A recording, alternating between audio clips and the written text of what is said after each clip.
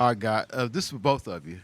You really hadn't shot the ball well in either your first two games until tonight. And even the first half, you were cold.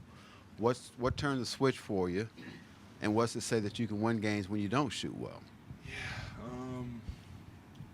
We hang our hat defensively every night, and we hang our hat on the things we can control. And the ball going in is not one of them. You can, obviously, you shoot every shot to make it. You shoot shots that you work on, and you expect them to go in, but sometimes they just don't go in. It's the game, but the things you can't control, a lot of the time is your defensive effort, your hustle, your communication, and those things we like to control every game. And because of that mentality, we've been able to obviously start the season 3-0 and give ourselves a chance in these games. Chet, you guys had 12 blocks tonight. Of course, you're used to doing that. What's that do for your defense when you guys are controlling the paint like that and blocking shots?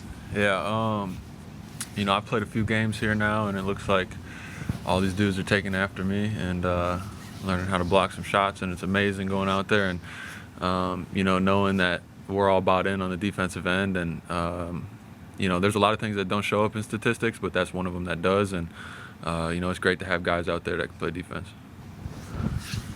Shai, the waves of on-ball defenders that you guys can throw at players like Trae Young, and then to have that sequence with Kaysen out top, what does that feel like on the floor in that fourth quarter moment to see a second-year guy like that rip an all-star?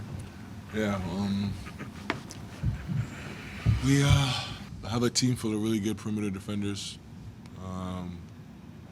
guys that put their hard hat on every night, compete, and that's all that was. Kaysen, obviously, a special defensively. We saw that from the beginning in his rookie year. He just had another Kaysen Wallace type night, and it doesn't matter who we play. Guys like Kaysen, they bring it every night and do their job, and that's what makes them who they are. Chet, obviously that fourth quarter stretch, you guys won that and turned the tide, but end of the second quarter, you guys really dominated that stretch heading into halftime. How big can those types of kind of 5-6 minute moments be in the landscape of a 48-minute game? I mean, every single minute has to mean just as much as any other minute in the game to us. We have to have the same effort and attention to detail in the first and the 7th minute and the 15th minute as we do in the last minute of the game. And, things aren't going to go our way in every single minute, but, we got to turn as many in our favor as we can. And that stretch at the end of the second quarter was just a testament to that.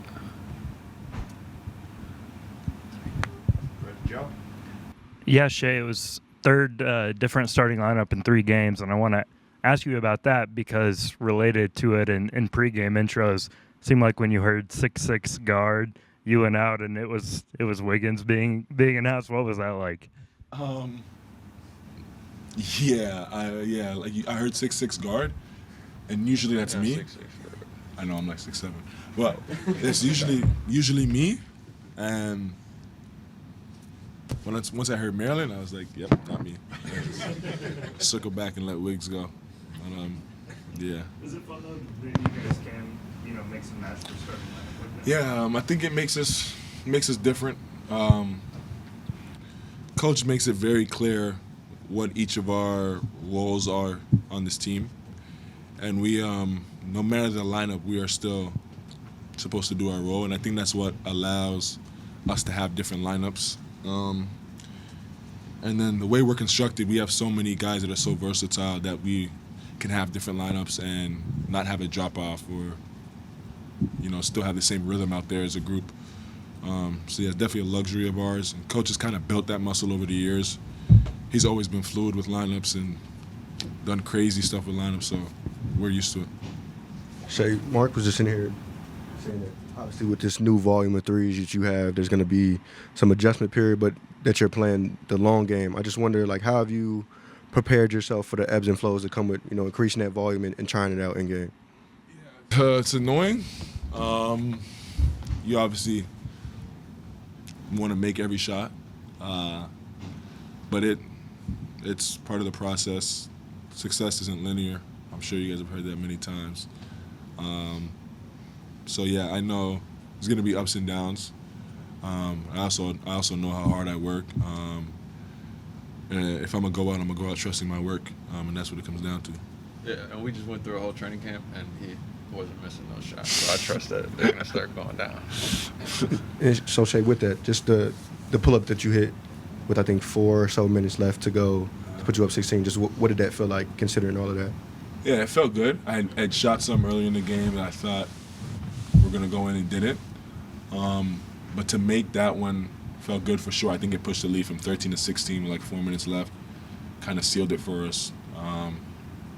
But yeah, I feel like in the past I would have deterred from the shot because of the result. But trying to look past that and play through it and work through it has been something I try to grow through. Shai, in the past 2 to 3 years, you were playing with a lot of bigs who weren't the traditional rim protector. And I remember in training camp last year, you all said that you had to adapt to Chet. What's that process been sort of like, and how's that impacted how you defend? It allows me to be lazy, gamble a little bit. Nah, I'm playing. It's obviously a safety net.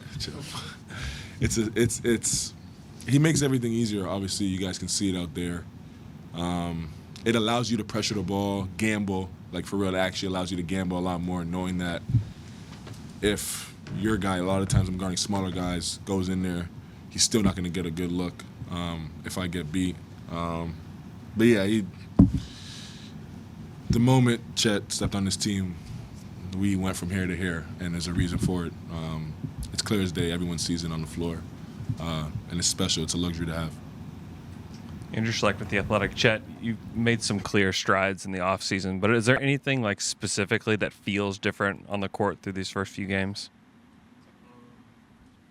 I'd say most of it is just how much, my teammates and my coaches are trusting me out there.